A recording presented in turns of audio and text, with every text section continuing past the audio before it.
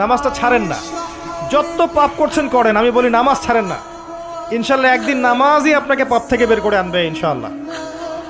আর শয়তান আপনাকে হতাশ করতে চাইবে, শয়তান আপনাকে হতাশ করতে চাইবে যে তুই তো গার্লফ্রেন্ডের সাথে কথা বললি, রাতের বেলা পর্ন দেখলি, তুই তো ফ্রি মিক্সিংয়ে আছিস, তুই মাদক দ্রব্য খাচ্ছিস, তুই কাজে ফাঁকি মারিস, তুই ট্যাক্স আদায় করিস নাই, দুর্নীতি করছিস, তুই আবার নামাজ পড়বি কেন? শয়তান আপনাকে এগুলো বোঝাবে কিন্তু, যে নামাজ তো আমার শোভা পায় না, আমি তো অনেক পাপী মানুষ।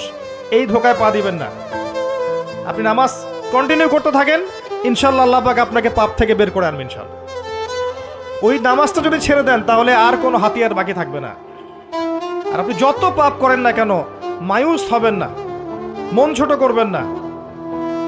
আপনার একটা সেজদা, যে সেজদা আপনি চোখের পানি ঢেলে দিয়েছেন আল্লাহর কাছে, যে আল্লাহ আমার ভুলগুলো তুমি মাফ করে দাও, আমার তওবা তুমি কবুল করো, ইনশাল্লাহ দেখবেন ওই একটা সেজদা যদি কবুল হয়ে যায় আল্লাহ পাক আপনার সব গুনাহ মাফ করে দিবেন ইনশাল্লাহ। হতাশ হবেন না। শয়তান হতাশ করতে চাইবে মানুষকে, শয়তান মানুষকে হতাশ করতে চাইবে। এমনকি